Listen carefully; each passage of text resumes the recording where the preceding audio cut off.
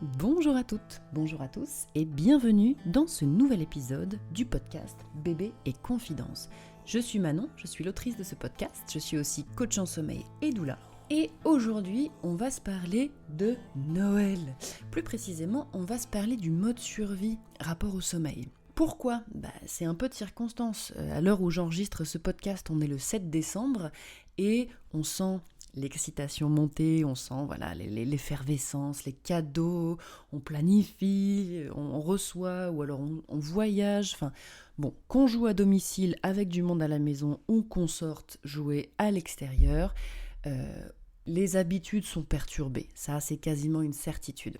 Ce qui veut dire que pour le sommeil, c'est pas vrai pour tous nos bébés, et Dieu merci, mais il y a peut-être une petite phase de turbulence en perspective.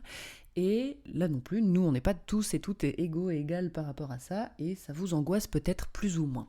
Et donc aujourd'hui, je me suis dit, tiens, vu que peut-être on est en train de se dire à quelle sauce on va être mangé pour les fêtes, je me suis dit que ce serait peut-être pas mal de se parler de ce fameux mode survie. Si on s'est croisés en accompagnement, vous m'avez sûrement entendu parler de ça, que la nuit, c'est mode survie. Je vais développer un tout petit peu ça et surtout parler un petit peu de quand en fait enclencher le mode survie, c'est stratégiquement la meilleure chose à faire. Même si on a encore un petit peu de jus, parfois c'est vraiment ça qu'il faut faire. Donc voilà, on va se parler de ce que c'est le mode survie, de quelle forme ça peut prendre. Et puis du coup, comment on en sort, on y revient, on en sort, on y revient.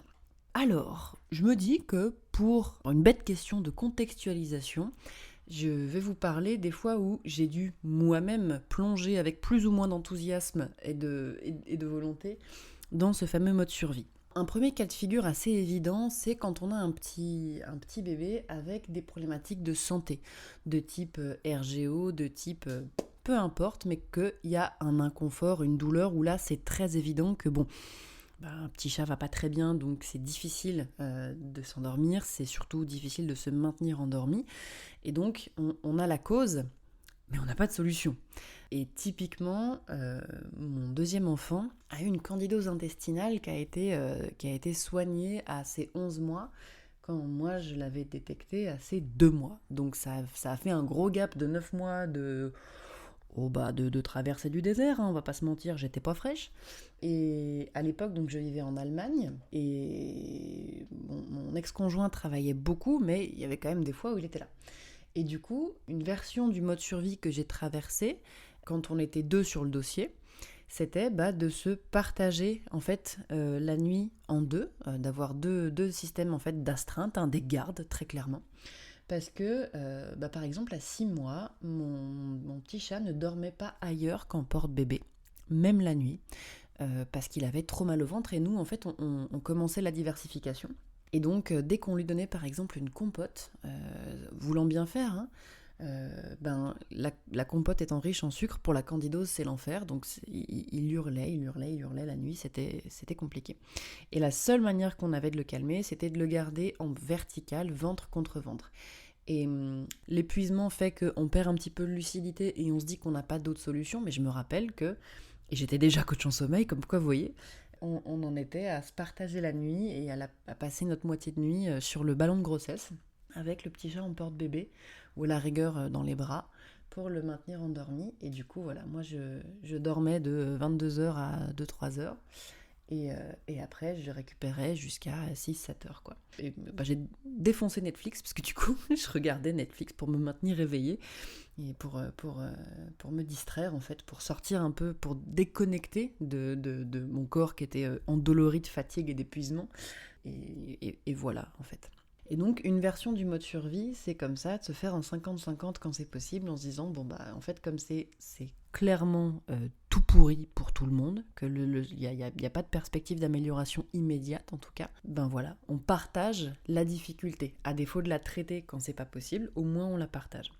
Encore une fois, si vous avez la chance d'être deux sur le dossier. Et on va voir, pas plus tard que maintenant, que des fois, on n'y est pas. Donc, la première version du mode survie, ça a été ça.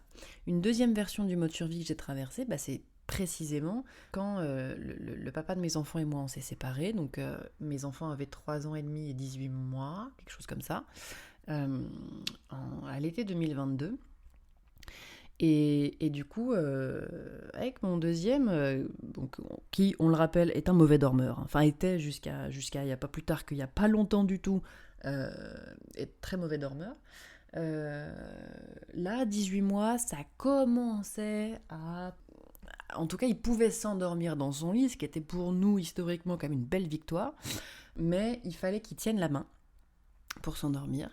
Et surtout, il se réveillait encore beaucoup la nuit. Alors pas pour un biberon, pas pour manger, non, juste pour tenir la main. Et éventuellement un gros câlin, les bras, etc. quand vraiment ça allait pas, mais bref. Et du coup, quand on s'est séparés, en plein 18 mois, c'est-à-dire en plein dans l'alignement magique des planètes de on sort les canines, on fait de l'angoisse de séparation, nous en plus on venait de déménager, de passer de l'Allemagne à la France, donc choc des cultures, enfin c'était le merdier, pardon pour l'expression, mais c'était le bazar pour tout le monde, on avait tous un peu perdu nos repères. Et du coup, mon petit chaton, ça lui a frisé la tête et il s'est mis à se réveiller beaucoup, juste pour me retrouver par avidité de réassurance. Il fallait qu'on se retrouve, quoi. Parce que justement, il y avait cette perte de repères. Lui, c'est sûr, sa sœur, pareil, et moi aussi, très clairement. Le modèle familial changeait, on était tous un peu perdus, un peu hagards, en fait, à ce moment-là.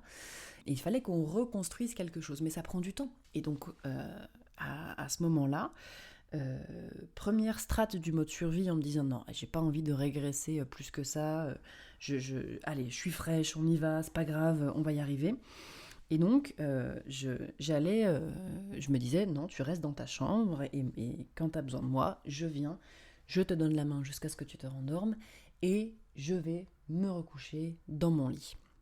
Eh ben, ça n'a pas tenu longtemps parce qu'en fait, ça m'épuisait, quoi. Je commençais à perdre patience en journée, je commençais à devenir vraiment pas la maman que je voulais être en journée parce que, comme j'étais seule sur le dossier et qu'il y avait beaucoup de réveils nocturnes, en fait, c'était pas du tout la bonne chose à faire. C'était pas cadrer le sommeil à ce moment-là, c'était empirer la situation, quelque part. Et heureusement, j'ai assez vite constaté qu'on partait dans une route qui était pas... qui allait être délétère en fait pour nous tous. Et donc je me suis dit, en fait, tant pis, on lâche, on laisse passer l'orage, on se réchauffe un petit peu le cœur, même la nuit s'il faut. Et puis on sortira de tout ça tous les trois et on reprendra les choses quand on pourra, quoi. Et donc vers l'automne, vers septembre, octobre, je couchais les enfants du coup ensemble, on faisait rituel commun. Et en fait, vers 22h, premier réveil de Charlie, mon deuxième, et du coup, je cherchais plus. En fait, je cherchais plus, je le récupérais. Plutôt que de m'endormir par terre, en fait, à côté de lui, à côté de son lit à barreaux, je le récupérais et je le mettais dans mon lit et on terminait la nuit comme ça. Alors des fois, on avait de la chance, il dormait jusqu'à minuit avant de me retrouver. Des fois, on avait de la chance plus, et ça attendait 3-4 heures. Mais la plupart du temps, quand même, et particulièrement dans les phases soit de maladou, soit de poussée dentaire, ils m'en retrouvaient vers 22-23 heures, quoi. Mais c'était impossible de faire autrement. En fait, plus les jours avançaient et moins j'avais la force, ne serait-ce que de me lever, en fait. Plus d'une fois, c'était pas possible. Et c'est devenu un automatisme. Quand il se réveillait, boum, j'allais le récupérer et je le mettais à côté de moi. Et au départ, même là, il s'agitait, c'était pas cool, parce qu'il y avait quand même aussi, à mon avis, une belle dette de sommeil, et en tout cas une belle dérégulation émotionnelle pour lui, un stress émotionnel et donc une fatigue émotionnelle et aussi donc physiologique qui était assez ancrée. Donc au départ, il était très agité, à côté de moi aussi, donc on se réveillait quand même un peu en PLS, toujours. Mais on a laissé passer l'hiver, on a laissé passer l'enfer de gérer seul 2 enfants malades en même temps et de passer des nuits blanches du coup à gérer une gastro et donc du vomi toute la nuit en même temps qu'on gère une otite et donc 42 fièvres et un enfant qui hurle seul. Voilà, ça m'a marqué. Vous entendez un petit peu la voix chevrotante du trauma, de la fatigue résiduelle. Mais on a traversé ça comme ça, parce que je pense que je n'aurais pas pu faire autrement. Et il n'aurait pas fallu faire autrement, parce que ça aurait été le burn-out, tout simplement. Et puis au printemps, quand je le récupérais, il dormait. C'est-à-dire qu'il me rejoignait dans mon lit, certes, mais il dormait comme une masse toute la nuit. Et là, je me suis dit, tiens, là, on a quand même un 3/4 d'année du modèle familial à 3. Les choses gagnent en fluidité, les choses gagnent en sérénité. Moi, je me sens mieux, plus armée, donc, allez, on essaye, quoi. Et tout s'est fait step by step, c'est-à-dire que j'ai commencé par, comme je vous disais dans je sais plus quel épisode, parce que la fatigue ne vous quitte jamais vraiment plus, mais bon, j'ai commencé par plus le prendre avec moi dans mon lit, mais aller les retrouver la nuit quand il y avait besoin. Et puis après, je me suis dit, je m'attarde pas, je reviens systématiquement dans mon lit, je dors plus à côté d'eux. Et puis après, je diminue progressivement l'accompagnement quand il y a un réveil. Et puis eux, ils se sont aussi très bien adaptés parce qu'ils étaient prêts et parce qu'ils ont commencé à compter l'un sur l'autre pour ça. On a fait des arrangements, on a sorti du lit à barreaux pour avoir 2 matelas collés l'un à l'autre. Donc du coup, la parentalité solo a permis aussi à mes enfants de développer un vrai lien et une capacité de se rassurer mutuellement qui est très belle à observer et qui m'a aussi beaucoup soulagée pour la nuit, on va pas se mentir. Donc bref, voilà, le mode survie, il a fallu y aller parce qu'on n'aurait pas pu faire autrement. Et on en est sorti avec une transition très douce, très progressive. C'est un peu les 2 moments phares où je me rappelle de ça. Après, il y en a eu d'autres, forcément, mais le mode survie qu'on a avec un enfant de 3 ans n'est pas celui qu'on a avec un bébé de 2 mois. Enfin, quelle que soit la forme, la garantie, c'est qu'il y a des moments dans le sommeil de votre enfant, quel que soit son âge, où il va falloir tomber dans le mode survie. Que ce soit pour 1 semaine de poussée dentaire ou pour 10 jours de bronchiolite ou, 3 semaines après un déménagement ou un événement de la vie qui fait que, peu importe, mais il y a un moment où il va falloir sortir les rames et il va falloir aller dans ce mode survie, c'est quasiment certain. Sauf si vous avez la chance extrême d'avoir un bon dormeur ou une bonne dormeuse à toute épreuve, auquel cas félicitations, mais vous n'êtes sûrement pas en train d'écouter ce podcast. mais pour les autres, pour le commun des mortels, comme vous et moi, c'est quasiment une certitude. Et ça fait pas plaisir parce que quel que soit aussi le degré d'accompagnement et de bienveillance que vous avez fourni à votre enfant pour peut-être déjà acquérir quand même l'autonomie de l'endormissement et des nuits complètes, c'est quasiment certain que dans certaines phases de son développement, votre enfant va régresser, perdre cette autonomie, perdre cette capacité de se rendormir seul, vous solliciter la nuit 1 fois, 2 fois, et X fois en fonction de son profil et de ses besoins et de ce qui lui arrive, mais bref, c'est pas une condamnation, c'est un état de fait. Le sommeil de l'enfant est impacté par tellement de choses que c'est quasiment inévitable. Ces phases un peu toutes pourries finalement, de grande fatigue et de grandes sollicitations nocturnes. Donc quand on sait ça, quand on fait la paix avec cet inévitable des moments difficiles par rapport au sommeil des petits loulous, on se décomplexe de partir dans le mode survie. Pourquoi ? Parce qu'en fait, je dis souvent en accompagnement, le réveil nocturne, c'est le symptôme d'autre chose. C'est-à-dire que quand on vient traiter un réveil nocturne, en fait, on vient donner de l'énergie en journée. Parfois, il y a un problème sur le rythme de sommeil de l'enfant, parfois c'est le réservoir affectif qui n'est pas rempli, parfois c'est le rituel qui n'est pas approprié, parfois il y a plein de choses qui peuvent déconner, il y a plein de paramètres qu'on peut bouger. Et même quand tous ces paramètres sont en place, des fois il y a quand même des réveils nocturnes. Mais ce que je veux dire, c'est que tant qu'il y a des choses à optimiser en journée, c'est ça qu'on optimise et on garde surtout le mode survie parce que on veut sortir du mode survie quand on est certain de pouvoir le faire, quand soi-même, parent, on est prêt, quand l'enfant est prêt aussi, c'est-à-dire quand la physiologie joue pas contre nous, quand il n'y a pas de dette de sommeil, quand vraiment on a tout donné en journée. Donc c'est vraiment la dernière chose, la gestion des réveils nocturnes, c'est la dernière chose qu'on va venir traiter quand il y a une problématique sommeil. Sortir du mode survie, pour moi, c'est donc sous réserve que toute l'hygiène de sommeil ait été vraiment passée en revue, soignée, optimisée, etc. Mais ça doit aussi être quelque chose de doux et de progressif pour vous et pour votre enfant, parce que si vous y êtes dans ce mode survie, c'est qu'il y a une bonne raison. quelle qu'elle soit, elle vous appartient, qu'il y ait eu des circonstances médicales, peu importe, vous y êtes arrivé, avec un certain niveau de fatigue, il faut en sortir tranquillement. Et donc, passez pas, au même titre que l'endormissement autonome se fait pas, on passe pas d'un enfant qui s'endort dans les bras à un enfant qu'on pose et à qui on dit « allez ciao, à demain » et on sort en 2 jours. La transition du mode survie où on dort avec l'enfant d'une manière ou d'une autre à on intervient peu ou plus au moment des réveils nocturnes, ça se fait pas du jour au lendemain. Et une première étape, du coup, c'est, comme je vous le disais, de retravailler les environnements. C'est-à-dire que s'il y a un réveil nocturne difficile à gérer, plutôt que d'aller prendre l'enfant, de le sortir de son environnement pour l'inviter dans le nôtre, on peut le laisser dans sa chambre et sortir un petit matelas, une petite chauffeuse, une paillasse, un pouf, n'importe quoi, mais quelque chose pour camper à côté de l'enfant et finalement pour venir sécuriser son environnement à lui. Et puis tout doucement aussi, on peut décoller un petit peu cette surface de sommeil, on peut être de plus en plus lointain. Et puis après, il n'y a plus de surface de sommeil et on accepte en fait d'aller voir l'enfant, de rassurer avec un bisou, un câlin, de le rendormir comme ça et de repartir. Comme je vous expliquais tout à l'heure quand ça m'est arrivé avec mon petit chaton.